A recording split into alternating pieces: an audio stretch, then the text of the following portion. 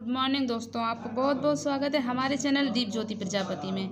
आज मैं आपको इलेक्ट्रिसिटी का चैप्टर 3 जो है उसका पार्ट 2 10 मोस्ट इम्पॉर्टेंट क्वेश्चन जो आपके यूपी स्पेशल या डीएमआरसी मैनेजर इलेक्ट्रॉनिक एग्ज़ाम में या एलएमआरसी में या यूपी आरवीयू एनआरटीजी 2 में ये आए हुए क्वेश्चन हैं। तो प्लीज़ वीडियो को लास्ट तक ज़रूर देखें और वीडियो को लाइक शेयर एंड सब्सक्राइब जरूर करें। तो आइए स्टार्ट करते हैं। क्वेश्चन नंबर फर्स्ट, विद्युत आवेशों के बीच बल के लिए कूलाम नियम से लगभग मिलता जुलता है। जो ऑप्शन ये दिए गए हैं वो कूलाम नियम से मिलते जुलते हैं, वो कौन सा ऑप्शन होगा वो हमको बताना है। तो क्वेश्चन नंबर का फर्स्ट ऑप्शन देखते हैं, ऊर्जा संरक्षण नियम। ऊर्जा संरक्षण नियम। सेकेंड दिया गया है न्यूटन का गति नियम। थर्ड दिया गया है गॉस प्रमेय। डी नंबर दिया गया है न्यूटन का गुरुत्वाकर्षण सिद्धांत। तो दोस्तों यहाँ पर हमारा ऑप्शन होगा जो कूलाम नियम से मिलता जुलता है वो है न्यूटन का गुरुत्वाकर्षण सिद्धांत।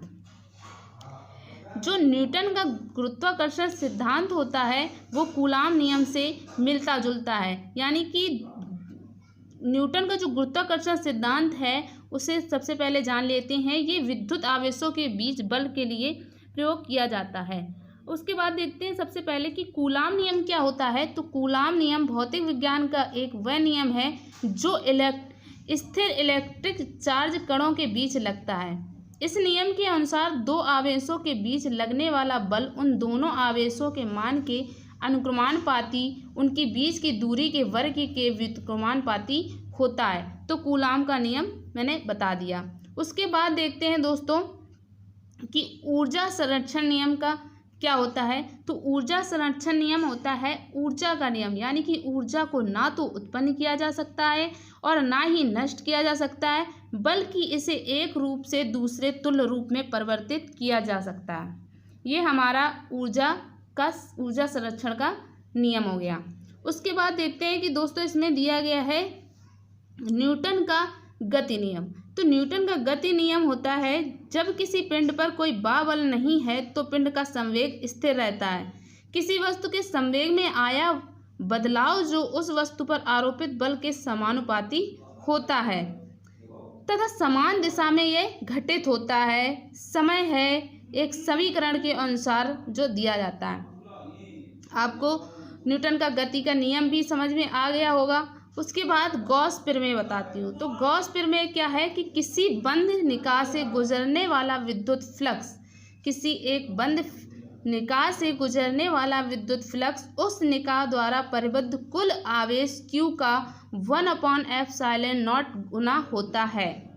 ये हमारा हो जाता है गॉस प्रमेय। उसके बाद हम सेकेंड क्वेश्चन देखते हैं। सेकेंड क्वेश्चन दिया गया है प्रतिरोधों के समांतर जोड़ के सिरों पर विभवांतर होता है। तो इसका ऑप्शन दिया गया है भिन्न प्रभावी प्रतिरोध पर निर्भर करता है, या सी ऑप्शन दिया गया है समान, डी ऑप्शन दिया गया है प्रतिरोधों के मान पर निर्भर करता है। तो दोस्तों इसका आंसर देखते हैं कौन सा होगा। तो इसका आंसर होगा सी ऑप्शन समान। प्रतिरोधों के समांतर जोड़ के सिरों पर विभवांतर जो होता है वो समान होता है तथा धारा अलग अलग होती है। सिरों पर जो विभवांतर होता है प्रतिरोधों के समांतर क्रम में वो समान होता है, बट इसमें धारा जो होती है वो अलग अलग होती है। उसके बाद देखते हैं क्वेश्चन नंबर 3 क्या है दोस्तों। तो क्वेश्चन नंबर 3 है 1 किलो कैलोरी निम्नलिखित के बराबर होती है। ऑप्शन दिया गया है ए 3900 जूल, बी ऑप्शन दिया गया है 4187 जूल, सी ऑप्शन दिया गया है 3600 जूल, डी ऑप्शन दिया गया है 4687 जूल। तो दोस्तों इसका ऑप्शन सही होगा 4147 जूल। 4147 जूल के 1 किलो कैलोरी के बराबर होता है। 4147 जूल होता है वो 1 किलो कैलोरी के बराबर होता है। उसके बाद दोस्तों देखते हैं 4 नंबर क्या दिया गया है। तो 4 नंबर दिया गया है जब धारा आई समय t के लिए प्रतिरोधक R से गुजरती है तब उपयुक्त विद्युत ऊर्जा निम्न प्रकार द्वारा निर्धारित की जाती है। तो जब धारा I हो, समय t हो, प्रतिरोध R से गुजरे तो इसका समीकरण बताना है। ऑप्शन दिया गया है I square RT, B number option दिया गया I RT। उसके बाद ऑप्शन दिया गया है I square R square T, फिर ऑप्शन दिया गया I square R upon T। तो इसका आंसर सही होगा दोस्तों I स्क्वायर RT, यानी कि ए नंबर। जब धारा I समय T और प्रतिरोध R से गुजरती है तो ऊर्जा द्वारा निर्धारित जो की जाती है वो I स्क्वायर RT, H बराबर I स्क्वायर RT भी RT होता है। उसके बाद क्वेश्चन नंबर 5 देखते हैं दोस्तों कि क्वेश्चन नंबर 5 क्या दिया गया है। तो क्वेश्चन नंबर 5 दिया गया है, यदि विद्युत आवेशित दो वस्तुओं को एक तार से जोड़ा जाता है तो विद्युत धारा प्रवाहित नहीं होगा। यदि कब नहीं होगा? ऑप्शन देखेंगे, दोनों का तापमान समान हो, दोनों की धारिता समान हो, दोनों के आवेश मात्रा समान हो, या दोनों का विभव समान हो। तो इसका आंसर बताना है कि यदि विद्युत आवेशित दो वस्तुओं को एक तार से जोड़ा जा रहा है तो इसका ऑप्शन है दोनों का विभव समान हो। दोनों का विभव समान हो क्योंकि धारा का प्रवाह उच्च वोल्टता से निम्न वोल्टता की तरफ होता है। धारा का जो प्रवाह होता है वो उच्च वोल्टता से निम्न वोल्टता की ओर होता है। क्वेश्चन नंबर 6 देखते हैं, विद्युत धारा प्रवाह के लिए तैयार किया गया बंद एवं पूर्ण मार्ग कहलाता है। तो ऑप्शन दिया गया है ओपन यानी कि खुला, बी ऑप्शन दिया गया है क्लोज्ड बंद, सी ऑप्शन दिया गया सप्लाई, डी ऑप्शन दिया गया सर्किट या परिपथ। तो इसका आंसर होगा दोस्तों, इसका आंसर होगा परिपथ यानी कि सर्किट। अब देखते हैं कि जो विद्युत धारा के प्रवाह के लिए तैयार किया गया बंद पूर्ण मार्ग है वो कैसा बनेगा। तो वो ऐसे बनेगा, एक इस तरीके का, यहाँ पे हम बल्ब लगा देंगे, उसके बाद इस सर्किट को बैटरी से जोड़ देंगे और ये लग गया बल्ब। ये बल्ब लगा दिया और ई से नाम दे दिया। अब विद्युत परिपथ के द्वारा ही लोड एवं सप्लाई एक दूसरे से संयोजित होते हैं। जो विद्युत परिपथ होता है इसके द्वारा ही लोड और सप्लाई एक दूसरे से संयोजित होते हैं, मैंने ये दर्शा दिया है। इसके बाद अगला क्वेश्चन देखते हैं, क्वेश्चन नंबर 7, आकाश में किनके बीच आवेश के प्रवाह के कारण बिजली चमकती है। हमको ये बताना है कि आकाश में किसके कारण किनके बीच आवेश के प्रवाह के कारण बिजली चमकती है। तो ऑप्शन दिया गया है दो विपरीत आवेशित बादलों के कारण, सेकेंड ऑप्शन दिया गया है दो समरूप आवेशित बादलों के कारण, या एक उदासीन तथा एक आवेशित बादल के कारण, या उपयुक्त सभी के कारण।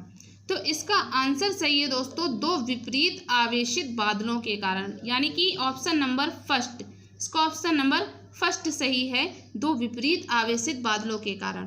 आकाश में दो विपरीत आवेशित बादलों में आवेश प्रवाह के कारण बिजली चमकती है। जब उनमें आवेश प्रवाहित होता है तो बिजली चमकती है। दोनों तरह के बादलों से हवा में बिजली उत्पन्न होती है।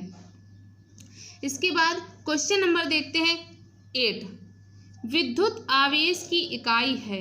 विद्युत आवेश की इकाई बतानी है। तो क्वेश्चन का ऑप्शन ए है वोल्ट, सेकेंड है ईएमएफ, थर्ड है विद्युत धारा, 4 है कूलम।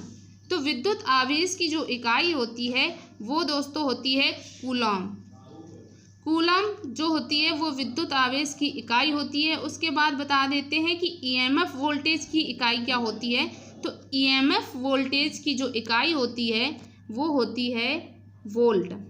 इसकी जो इकाई होती है वो होती है वोल्ट। उसके बाद विद्युत धारा की इकाई बता देते हैं। तो विद्युत धारा की इकाई होती है एम्पियर,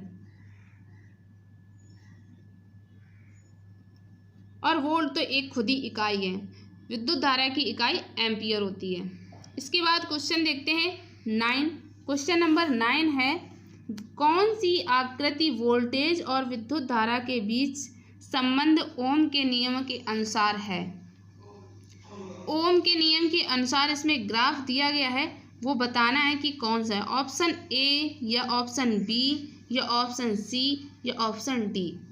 तो ओम के नियमानुसार क्या होता है, जब किसी परपथ की भौतिक अवस्था परिवर्तित की जाए, जब किसी परपथ की भौतिक अवस्था परिवर्तित की जाए तो प्रवाहित करंट और वोल्टेज का अनुपात एक नियतांक होता है, जैसे कि V/I बराबर नियतांक होता है। कल मैंने बताया था कि V/I बराबर होता है कांस्टेंट।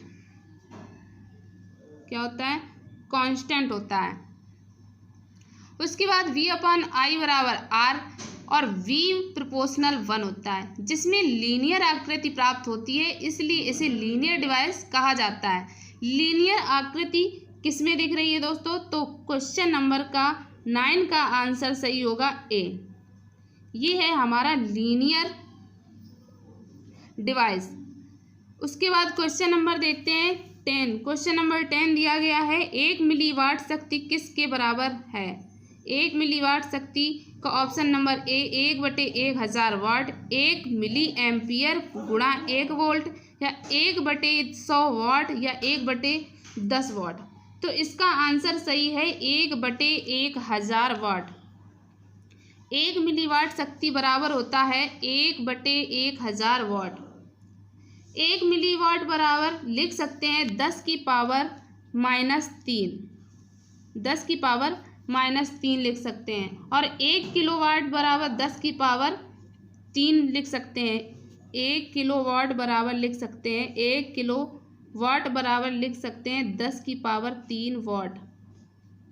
और 1 मेगावाट बराबर लिख सकते हैं, 1 मेगावाट बराबर लिख सकते हैं 10 की पावर 6 वाट। तो अब यहाँ पे देख लेते हैं कि 1 मिलीवाट बराबर 10 की पावर -3, 1 किलोवाट बराबर 10 की पावर 3 वाट, और 1 मेगावाट बराबर 10 की पावर 6 वाट होता है। तो नमस्कार दोस्तों, ऐसे ही वीडियो पर लाइक कमेंट करते रहिएगा।